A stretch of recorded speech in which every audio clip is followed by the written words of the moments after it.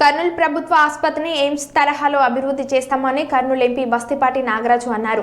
ప్రభుత్వ ఆసుపత్రిని ఆకస్మికంగా తనిఖీలు చేసిన ఎంపీ ఆసుపత్రి సూపరింటెండెంట్ డాక్టర్ ప్రభాకర్ రెడ్డితో కలిసి పలు వార్డులను సందర్శించి ఆసుపత్రిలో అందిస్తున్న సౌకర్యాలు, చికిత్సల గురించి రోగులను అడిగి తెలుసుకున్నారు. అనంతరం సూపరింటెండెంట్తో ఆసుపత్రికి సంబంధించిన పలు అంశాలపై ఆయన చర్చించారు. ఈ సందర్భంగా ఎంపీ మాట్లాడుతూ డెవలప్మెంట్ కమిటీని ఏర్పాటు చేసి ఆసుపత్రిని అన్ని విధాలా అభివృద్ధి చేస్తామన్నారు. ఆసుపత్రికి వచ్చే రోగులకు కార్పొరేట్ ఆసుపత్రి స్థాయిలో వైద్య సేవలను అందించేలా కృషి చేస్తానని తెలిపారు.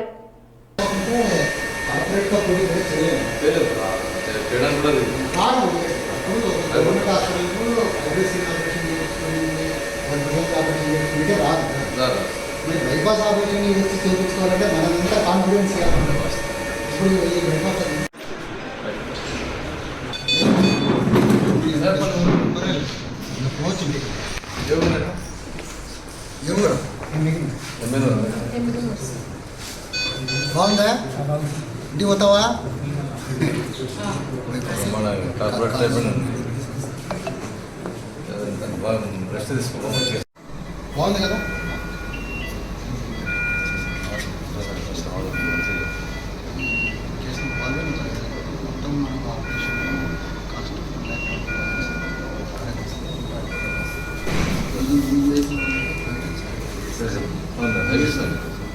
మన దగ్గర అన్ని కాంప్లికేటెడ్ కేసెస్ ఇది ఇప్పుడు అయిపోయింది. ఇది బైపాస్ కాలు విజిట్ చేసి పరిస్థితి అనుకుని హాస్పిటల్ బాగుండాలి. అది చూస్తాం మనం ఇమీడియట్లీ కేర్ తీసుకొని ఇమీడియట్గా ఏదైనా ప్రాబ్లం ఉంటే చెప్పండి. సరే సార్. Okay sir. ఏం కదా ఫెసిలిటీస్ బాగా హాస్పిటల్ నర్సే ఉంటారు. ఇప్పుడు ఎంతమంది అసలు తెలిసి పోతున్నారు రైట్.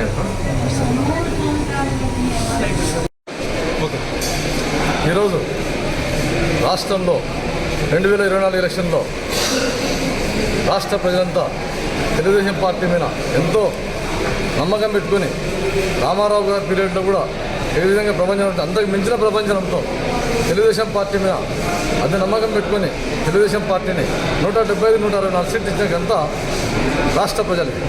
కాబట్టి నేను చెప్పేది ఏమంటే బడుగు బలహీన వర్గాల కోసం పోరాట పార్టీ ఏదైనా ఉందంటే తెలుగుదేశం పార్టీ అని చెప్పేసి వాళ్ళంతా అదే నమ్మకంతో మాకు ఈ సేవ చేయడానికి మాకు పెద్ద ఉన్నతమైన లక్ష్యాన్ని ఇచ్చారు. మాకు అందులో భాగంగా పార్లమెంట్లో ప్రమాణ స్వీకారం చేసిన తర్వాత నేను కర్నూలు చేరిన తర్వాత మొట్టమొదట ఈ గవర్నమెంట్ జనరల్ హాస్పిటల్ సందర్శించడం జరిగింది. ఈరోజు అందులో భాగంగా సూపరింటెండెంట్ గారిని కలిసి ఈ హాస్పిటల్ స్థితిగతుల మీద పలు అంశాల మీద చర్చించాను. ఏదైనా ఉన్నా కూడా ఇక్కడ హాస్పిటల్ డెవలప్మెంట్ కమిటీ ఏమంటుంది సార్, ఇక్కడ ఒక ఎజెండా పెట్టండి. ఈ హాస్పిటల్ అనేది మనకంతా వెన్నెముక. ఇక్కడ మా పశ్చిమ ప్రాంతానికంతా ఏమేమి లేవు. ఇక్కడ అన్ని జిల్లాలతో పాటు మా పశ్చిమ ప్రాంతంలో ఎక్కడ పోయినా కూడా వలసలు ఎక్కువ కాబట్టి ఇక్కడ దయనీయమైన స్థితిలో ఉన్నారు. కాబట్టి ఏ చికిత్స అయినా కూడా ఇక్కడ ఖచ్చితంగా అందుబాటులో ఉండాలని చెప్పేసి సార్తో మేము చర్చించడం జరిగినది. అందులో భాగంగా రేపు కలెక్టర్ గారిని కూడా కలిసి మళ్ళీ ఈ డెవలప్మెంట్ కమిటీ మీద నేను ఖచ్చితంగా చర్చిస్తాను.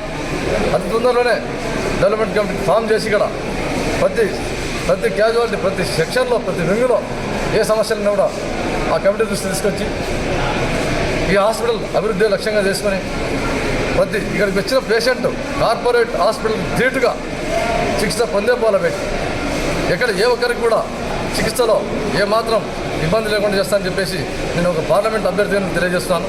అంతేగాక తెలుగుదేశం పార్టీ ఎస్పెషల్లీ వైద్యం మీద చాలా చంద్రబాబు గారు పలు దఫాలుగా చర్చిస్తూ ఉన్నారు. ఎందుకంటే పేదలకు ఇదివరకు గవర్నమెంట్లో చూశారు మీరు ఆరోగ్యశ్రీ ఆపేసి హాస్పిటల్లో అన్ని నత్తనాడుకుని తాగి పడిగేసినాయి. గత గవర్నమెంట్లో ఏం జరిగిందో మీకు ఎంతో తెలుసు ఆల్రెడీ. ఇవన్నీ ఈ గవర్నమెంట్ అంటే జరగకుండా, లోటుపాట్లు జరగకుండా ఒక ప్రత్యేక కార్యాచరణ చేసి హాస్పిటల్లో ప్రత్యేక చొరవ తీసుకొని ప్రత్యేక దృష్టి పెడతారు. ఎందుకంటే మీకు ఈ హాస్పిటల్లో ఒక మంచిగా ఒక ఎగ్జాంపుల్ చెప్తా. క్యాన్సర్ యూనిట్లో పరికరాలు లేకుండా కూడా వాళ్ళు వైఎస్ఆర్ గవర్నమెంట్లో ఎలక్షన్లకు ముందు మేము క్యాన్సర్ యూనిట్ స్థాపించేసినా మాది అయిపోయిందని చెప్పేసి వాళ్ళు బడాయి మాటలు చెప్పేసి ఎలక్షన్లకు పోయారు. కాబట్టి ఈ గవర్నమెంట్ అట్లా ఉండదు. తెలుగుదేశం గవర్నమెంట్లో ఈ హాస్పిటల్ని దిశగా వ్యాప్తి చెంది మరో హైదరాబాద్లో కార్పొరేట్ హాస్పిటల్ ధీటుగా డెవలప్మెంట్ చేస్తామని చెప్పేసి తెలియజేస్తూ సెలవు తీసుకుంటాను.